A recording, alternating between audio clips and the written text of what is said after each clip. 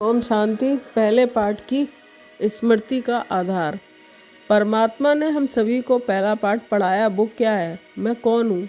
ये 3 शब्द हमारे जीवन को बदल देते हैं, हमारी वृत्ति को बदल देते हैं, हमारी दृष्टि को बदल देते हैं और हमारी यादों को भी बदल देते हैं। वृत्ति का मतलब हमारा नज़रिया किस बात का है कि सामने वाला जो है वो एक आत्मा है और उसके अंदर 7 मूल गुण विद्यमान है, इसके अलावा कुछ भी नहीं है। दृष्टि अर्थात शारीरिक दृष्टि से आत्मिक दृष्टि मतलब किसी को देख करके हमारे अंदर एक ही भाव उत्पन्न होता है, चाहे वो मेल हो या फीमेल हो, क्योंकि जब हमारी दृष्टि दैहिक होती है तो काम, क्रोध, लोभ, मोह, अहंकार पैदा होता है।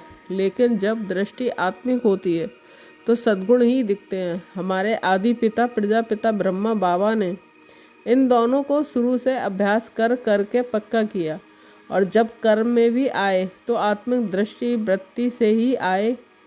कहते हैं कि जो जैसा होता है वो वैसा देखता है।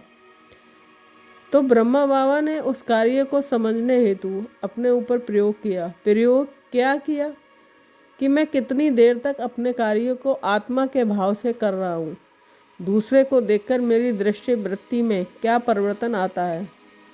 मैं आत्मा इन 5 इंद्रियों की मालिक हूँ। क्या ये 5 इंद्रियाँ मेरे हिसाब से कार्य करती हैं? अगर करती हैं तो मैं मालिक हूँ, नहीं करती हैं तो मैं गुलाम हूँ। आज हम सभी भी अपने जीवन को देखेंगे तो पाएंगे कि हम भी इन 5 इंद्रियों के बस हैं।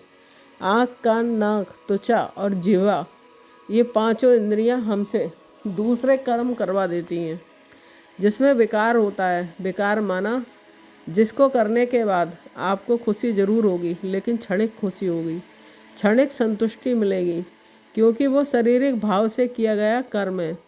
लेकिन जब वही कार्य आत्मिक भाव से किया जाता है तो उस कर्म से जो खुशी होगी वो परमानेंट होगी। आप इसको घर के प्रयोग भी कर सकते हैं। मेरी खुशी क्षणिक है या परमानेंट है। आज सारे विश्व में ये सबसे बड़ी समस्या है कि सब लोग कार्य तो कर रहे हैं, धन भी कमा रहे हैं, मेहनत भी कर रहे हैं, लेकिन शरीर समझकर कर रहे हैं।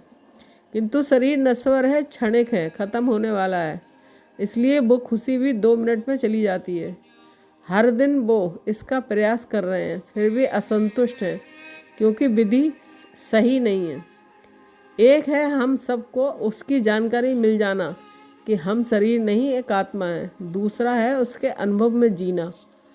अब ये दोनों क्या हैं इसको समझ लेते हैं। जैसे आपको पता है कि आप एक पिता हैं और जब आपका बच्चा आपको पापा कहता है तो वो जो खुशी होती है वो अलग होती है, और उसी अनुभव के आधार से आप उससे बात करते हुए कहते हैं कि मैं आपका पापा हूँ ना।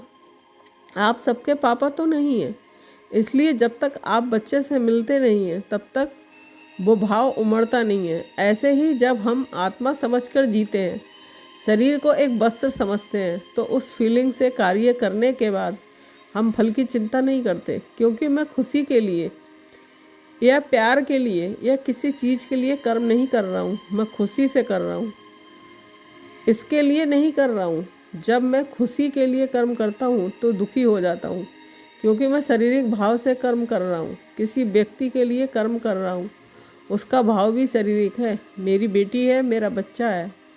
लेकिन जब आत्मिक भाव से कार्य होता है तो उसमें पहले से ही खुशी, शांति, प्रेम, पवित्रता भरी पड़ी है। मैं तो किसी को कहूँ भी ना तो भी उस व्यक्ति को शांति मिलेगी, प्रेम मिलेगा, सुख मिलेगा। तो ये है आत्मिक भाव का गहरा अर्थ। इसी को सिर्फ और सिर्फ ब्रह्मा बाबा ने अभ्यास में लाया। निरंतर खुद को देखा, परखा, जांचा कि मैं किसी फल में, किसी व्यक्ति में, किसी वस्तु में फंस तो नहीं रहा हूँ। मैं सबसे आत्मिक व्यवहार कर रहा हूँ या किसी के पद से, पोजीशन से, रुतबे से बात कर रहा हूँ। जब मैं आत्मिक व्यवहार करूँगा तो सामने वाले को मेरे से मिलने का, बैठने की, बात करने का मन करेगा।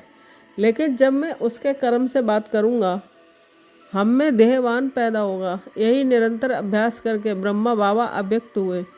फरिश्ता बने, इसी को अपने जीवन का अंग बनाया, तो हम सब भी क्यों ना ऐसा अभ्यास करके सबके दिलों पर राज करें, जैसा ब्रह्मा बाबा कर रहे हैं। ओम शांति।